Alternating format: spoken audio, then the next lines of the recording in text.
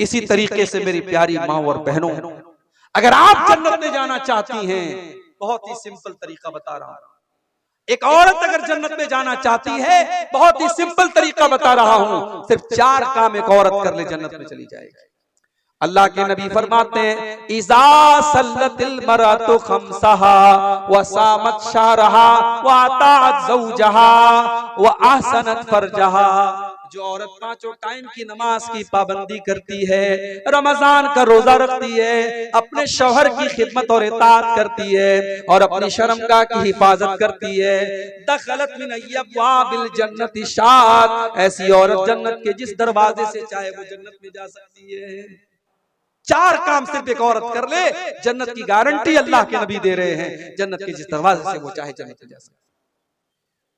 इसी तरीके से मेरे प्यारे साथियों, अगर आप जन्नत में जाना चाहते हैं, कभी रात में बैठ करके, कभी तन्हाई में बैठ करके, जब कोई देखने वाला ना हो, कोई कैमरा न लगाओ, कोई ऑडियो रिकॉर्डिंग न कर रहा हो, कोई वीडियो न बना रहा हो, रात का अंधेरा हो, आप हैं और आपका कमरा है और आपके गुनाहों की स्याही है, अल्लाह की बारगाह में अपने हाथ फैलाइए और अपने गुनाहों को याद करके अल्लाह से माफी मांगिए। वो जो कतरे आपकी आंखों से निकलेंगे मेरे प्यारे साथियों, अल्लाह के नबी फरमाते हैं, ऐनानि ला तमस्सुहुमुन नार, 2 आंखें ऐसी हैं जो कभी जहन्नम में नहीं जाएंगी।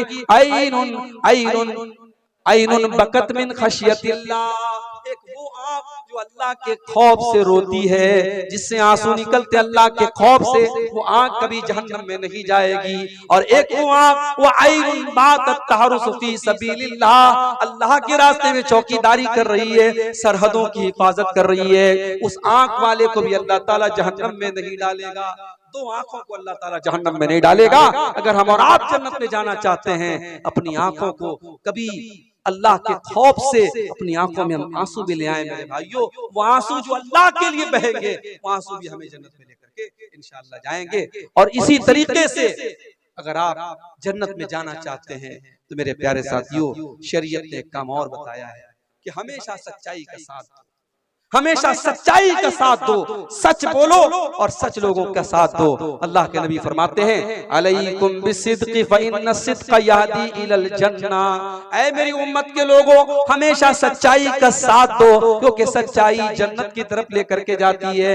व इय्याकुम वल कज़िब, और झूठ से हमेशा बचो, फ़इन्नल कज़िब यहदी इलन नार, क्योंकि झूठ आपको जहन्नम की तरफ लेकर के जाता है। सच्चाई का साथ दीजिए और सच्चों के साथ रहिए, इंशाअल्लाह ये रास्ता भी आपको जन्नत की तरफ लेके जाएगा। इसी तरीके से मेरे प्यारे साथियों, जन्नत में लेकर के जाने वाला एक और अमल हमें कुरान और सुन्नत के अंदर बताया गया। वो अमल ये है कि हम अल्लाह के नबी की इताअत करें, अल्लाह के नबी की पैरवी करें, अल्लाह के नबी के रास्ते पर चलें। आपकी इताअत करने वाला भी जन्नत में जाएगा। अल्लाह के नबी फरमाते हैं, कुल्लु उम्मती यदखुलूनल जन्नत इल्ला मन अबा, मेरी उम्मत के सारे लोग जन्नत में जाएंगे, मगर वो लोग जन्नत में नहीं जाएंगे जिनको जन्नत में जाना मंजूर नहीं है, जो जन्नत में जाने से इनकार कर देंगे। सहाबा ने कहा, अल्लाह के नबी वो कौन से बदनसीब लोग होंगे जो जन्नत में जाने से इनकार कर देंगे? आपने फरमाया, मन आतानी दखलल जन्ना, जो मेरी इताअत करेगा वो जन्नत में जाएगा। व मन आसानी फक़द अबा, और जो मेरी नाफरमानी करेगा वो जहन्नम में जाएगा। जो मेरी नाफरमानी करेगा समझो वो जन्नत में जाने से इनकार कर रहा है। मेरे प्यारे साथियों, आज कितने मुसलमान हैं, उनके सामने नबी की हदीस पढ़ के सुना दो, उनके सामने बुखारी की रिवायत पढ़ के सुना दो, उनके सामने अल्लाह के नबी का अमल पढ़ के सुना दो, वो कहते हैं साहब बात तो सही है, हदीस तो सही है, रिवायत तो सही है, मगर हम अपने बाप दादा का तरीका नहीं छोड़ सकते, हम अपने पीर साहब का तरीका नहीं छोड़ सकते, हम अपने बुजुर्गों का तरीका नहीं छोड़ सकते। अभी आपके बिहार में एक स्टेशन है बारसोई, बारसोई से मुझे जुमा पढ़ाना था पाकुड़ में, और इत्तेफाक से कोई ट्रेन नहीं थी, तो बारसोई से 4 व्हीलर बुक करके मैं पाकुड़ गया था। अब वो जो 4 व्हीलर वाला था वो इत्तेफाक से टनाटन था, बिल्कुल टनाटन। अब रास्ते पर उसने ख्वाजा साहब की मनकबत में कव्वालियां सुनाना शुरू कर दिया मुझे। अब मैं भी मजबूर था, उसी की गाड़ी में बैठा हूं, मैं क्या उसको मना करूं, वो कव्वाली सुनाए जा रहा है। तो रास्ते में मैंने उससे पूछा कि भाई लग रहा है कि आपको ख्वाजा साहब से बहुत मोहब्बत है। उसने कहा मौलाना बहुत मोहब्बत है। तो मैंने कहा कि अच्छा ख्वाजा साहब के दरबार में आप कितनी बार गए? बोले हर 6 महीने में 2 बार जाते। मैंने कहा अच्छा हज कितनी बार आपने? कहा आज तक हज नहीं किया, आज तक उम्रा नहीं किया, लेकिन ख्वाजा साहब के यहाँ 6 महीने में 2 बार जाता हो। तो मैंने कहा एक काम कर यार, तू अजमेर में अपना घर बनवा ले, वहीं आकर ख्वाजा साहब के बगल में। कहा नहीं, दूर रहेंगे तो मोहब्बत ज्यादा रहेगी, ख्वाजा साहब बुलाते इसलिए हम ख्वाजा साहब के पास जाते हैं। आज कितने मुसलमान हैं जिनके दिलों में गैरुल्लाह की मोहब्बत भरी हुई है मेरे भाई। जब उसका नाम गुलाम मुस्तफा था, बारसोई का रहने वाला वो इंसान, वो ड्राइवर कह लीजिए, उस गाड़ी का मालिक भी वही था। जब मैंने उसको थोड़ी देर समझाया तो उसने कहा मौलाना आप अपना नंबर दे दीजिए, हम जलसा कराएगा तो आपको बुलाएगा। हम कहा आप हमको कभी नहीं बुलाएगा, आप जब हमको बुलाएंगे तो आपके इलाके के लोग तैयार ही नहीं होंगे जब उनको पता लगेगा कि ये तो सलफी मौलवी है। कहा बात तो आप सही बोलते हैं, हमारे गांव वाले तो सब टनाटन लोग हैं, सब सुन्नी लोग हैं, वो तो नहीं बुलाएंगे। कहा मौलाना आपकी बात तो सही है, मगर हमारे बाप दादा का जो तरीका था हम वो तरीका नहीं छोड़ सकते, ये बाप दादा का तरीका हम नहीं छोड़ सकते। मैं नबी की हदीसें सुना रहा हूँ, लेकिन वो कह रहा है कि मैं बाप दादा का तरीका नहीं छोड़ सकता। मेरे भाइयों, एक मोमिन का शेवा क्या होना चाहिए? अल्लाह ताला कुरान में कहता है इन्नमा कान कौलुल मुमिनीन इज़ा दुऊ इलल्लाहि व रसूलिही व रसूलिही लियहकुम बैनहुम अन यक़ूलू समिअना व अताना। एक मोमिन की शान तो ये है, एक मोमिन का हाल तो ये होना चाहिए, जब उसको अल्लाह की तरफ बुलाया जाए, जब उसको रसूल की तरफ बुलाया जाए, तो एक मोमिन की जुबान से बस एक ही जुमला निकलना चाहिए, समीना व अताना, हमने सुन लिया और मान लिया। एक मोमिन की जुबान से कुछ और नहीं निकलना चाहिए। आज हमारा ईमान कमजोर हो चुका है, नबी की हदीसों के सुनने के बाद हम उसकी तावीलें करते हैं और बाप दादा का नाम लेकर के हम उसको ठुकरा देते हैं। अल्लाह के नबी फरमाते हैं जिसने मेरी इताअत की वो जन्नत में जाएगा और जिसने मेरी नाफरमानी की वो जहन्नम में जाएगा। और एक आखिरी हदीस सुना करके, क्योंकि 3:15 के करीब हो रहा है, एक आखिरी हदीस सुनाता हूँ जन्नत में लेकर के जाने वाला एक आखिरी अमल बयान करके मैं बात खत्म करूंगा। मेरे भाइयों, अगर हम और आप जन्नत में जाना चाहते हैं, एक बड़ा सिंपल तरीका बता रहा हूं आपको।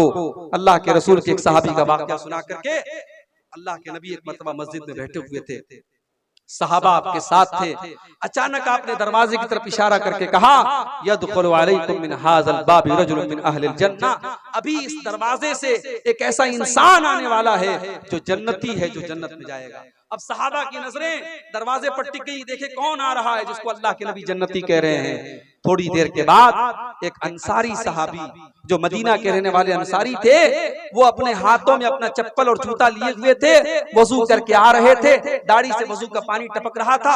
उसी हालत में वो आए और आकर के मस्जिद में दाखिल हुए। दूसरा दिन फिर आया, फिर अल्लाह के नबी ने कहा इस दरवाजे से एक जन्नती आने वाला है। फिर सहाबा ने अपनी नजरें दरवाजे की तरफ टिका दी, फिर वही सहाबी उसी हालत में वजू करके आ रहे हैं, दाढ़ी से वजू का पानी टपक रहा है, हाथों में जूता चप्पल लिए हुए हैं। 3 दिन तक लगातार ऐसा होता है।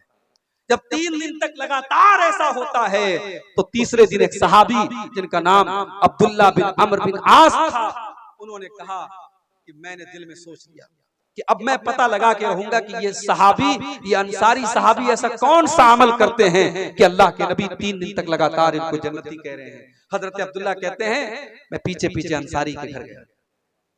जब अंसारी सहाबी अपने घर के दरवाजे में दाखिल होने लगे, मैंने कहा अस्सलाम वालेकुम। कहा भाई साहब वालेकुम अस्सलाम, क्या बात है? कहा मेरे बाप से झगड़ा हो गया है, मेरे बाप से कुछ इख्तिलाफ हो गया है और मैंने कसम खा ली है कि मैं 3 दिन तक अपने बाप के घर में नहीं जाऊंगा।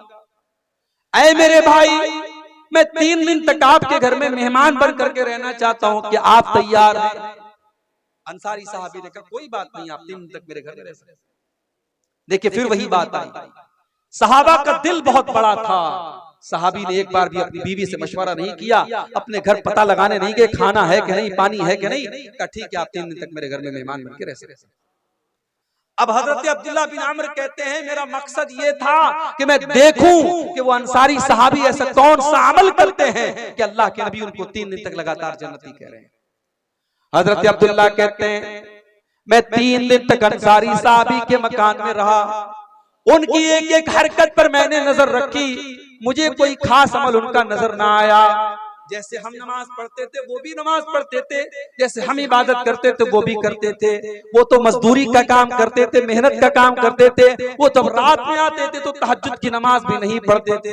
रात में जब बिस्तर पे सो जाते थे तो फजर में उठा करते थे। हाँ, रात में अगर नींद खुलती थी तो सुभान अल्लाह पढ़ लिया करते थे, अल्हम्दुलिल्लाह पढ़ लिया करते थे, अल्लाहू अकबर पढ़ लिया करते थे, अल्लाह की तस्बीह बयान कर लिया करते थे। कहा कि 3 दिन गुजर गया। मैंने कहा है मेरे अंसारी भाई, मैंने आपसे बहाना किया था, न मेरे बाप से कोई झगड़ा हुआ है, न मैंने कोई कसम खाई थी। मैं दरअसल ये देखना चाहता था, अल्लाह के प्यारे नबी ने 3 दिन तक लगातार आपको जन्नती कहा था। मैं देखना चाहता था ऐसा कौन सा अमल आप करते हैं कि अल्लाह के नबी ने आपको 3 दिन तक लगातार जन्नती कहा है। मेरे प्यारे साथियों, अंसारी सहाबी का जवाब सुनो और जरा अपने अपने सीने पर हाथ रख के सोचो, क्या ये चीज आज हमारे अंदर मौजूद है? अंसारी सहाबी ने कहा, ऐ मेरे प्यारे भाई, मैं कोई खास अमल नहीं करता, कोई ऐसा अमल नहीं करता जो तुमने न देखा हो, लेकिन हाँ एक चीज मेरे अंदर है, हो सकता है कि उसी की वजह से अल्लाह ताला ने मुझे ये मकाम दिया हो।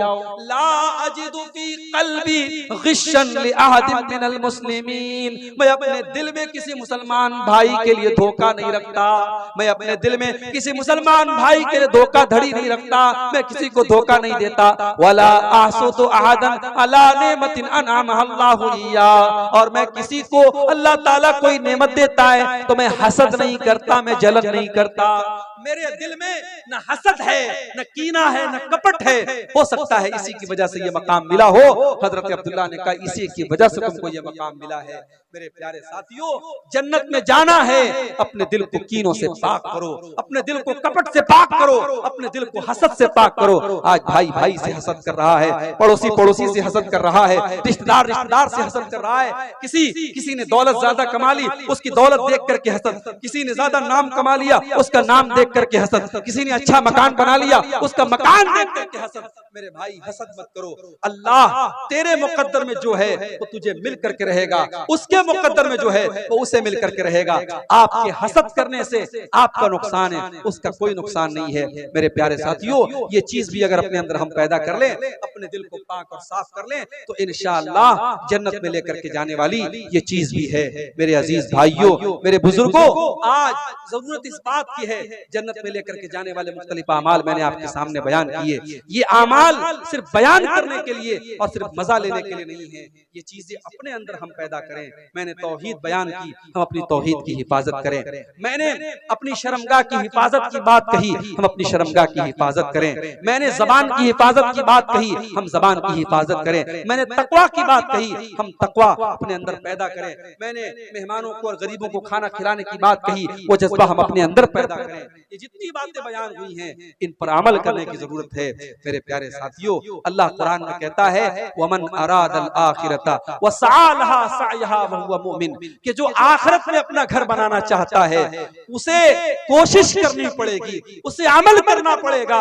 सिर्फ आरज़ू कर लेने से और तमन्ना कर लेने से और चाहने से आपको जन्नत नहीं मिलेगी। यही चंद बातें थी। आइए हम अल्लाह से दुआ करें, रब्बुल आलमीन, हमने जो बातें बयान की हैं और आज इस जलसे में आप मगरिब बाद और इशा बाद से प्रोग्राम चल रहा था, जो बातें आपने उलमा की जुबान से सुनी है, रब्बुल आलमीन हमें उन सब पर अमल करने की तौफीक अता फरमाए। रब्बुल आलमीन हमें से जो बीमार हैं उनको शिफाए कामिल